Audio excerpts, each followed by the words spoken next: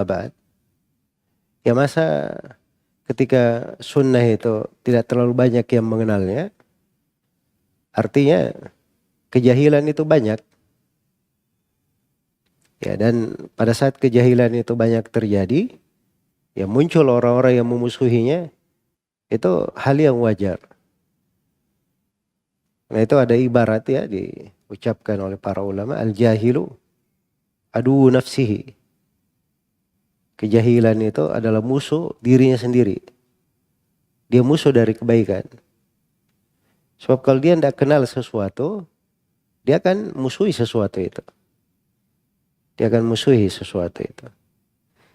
Karena itu kewajiban kita di masa sekarang ini dalam menyebarkan sunnah, kewajiban kita adalah berlemah lembut. Banyak memaafkan. Banyak memaafkan. Kemudian banyak mendoakan kebaikan. Serta lebih giat lagi di dalam menyebarkan sunnah. Iya. Ya, kalau disebut seperti fenomena tadi ya, semakin banyak yang berbicara itu kan biasa manusia-manusia di alam maya itu di mana-mana kadang seperti itu tindakan dan perbuatannya. Kita juga tidak tahu siapa yang melakukannya. Ya, apakah berasal dari satu orang atau orang tertentu? Apakah berasal dari muslim atau non-muslim? Ya kita tidak tahu hal-hal yang seperti itu. Sebab kadang ada yang membuat potongan-potongan video. Ya, itu mau menghasut antara umat Islam, membuat pertikaian, permusuhan.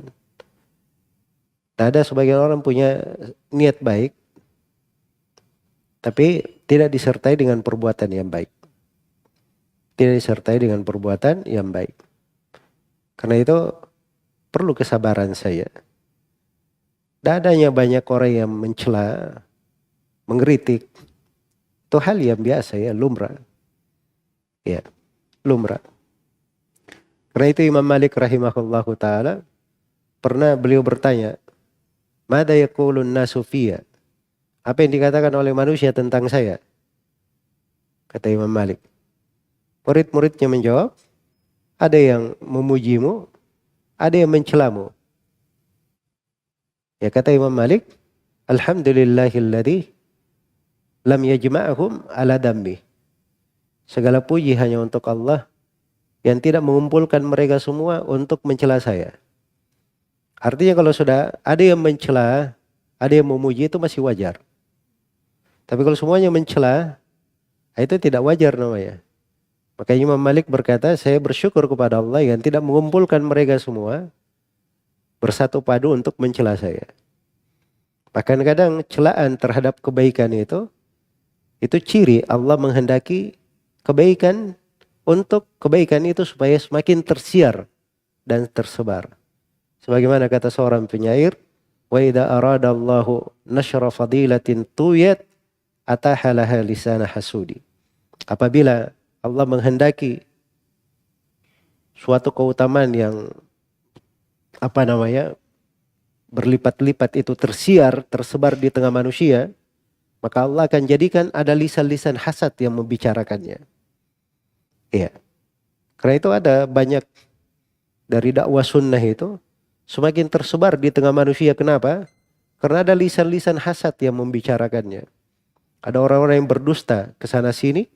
Akhirnya orang bertanya-tanya, ingin cari kebenarannya. Begitu tahu yang benarnya, oh rupanya ini orang-orang berdusta. Oh rupanya ini orang-orang hasad.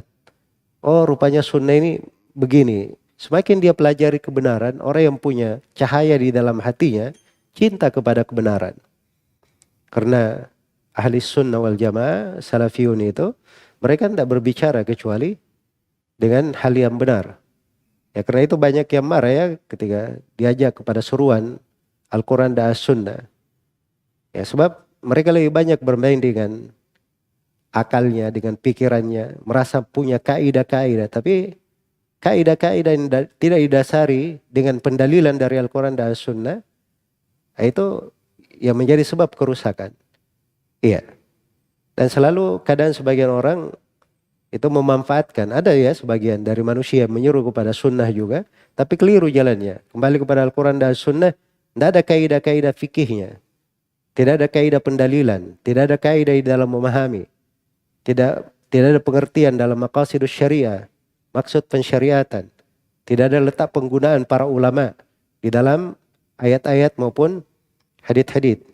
Karena seorang ahli sunnah itu kalau dia berbicara ayat, itu artinya di belakangnya ratusan buku-buku tafsir. Kalau dia bicara hadits, artinya di dalam hadits itu ada fikihnya terkait dengan haditsnya dan terkait dengan pembahasan fikih di masail hadits itu sendiri, dan dibahas di dalam buku-buku madhab-madhab fikih di kalangan para ulama. Jadi itu semuanya ada timbangan-timbangannya. Karena itu masa yang seperti ini itu masa harusnya seorang lebih giat lagi untuk belajar, menuntut ilmu, lebih giat di dalam menyebarkan kebaikan. Jangan terlalu menyibukkan diri dengan benturan-benturan, ya, menyikapi ada orang yang berucap begini, berkata begitu. Ya, itu kebanyakannya orang-orang jahil. Kita maklumi, kita doakan. Semoga Allah memberi taufik kepada semuanya. Wallahu ta'ala alam.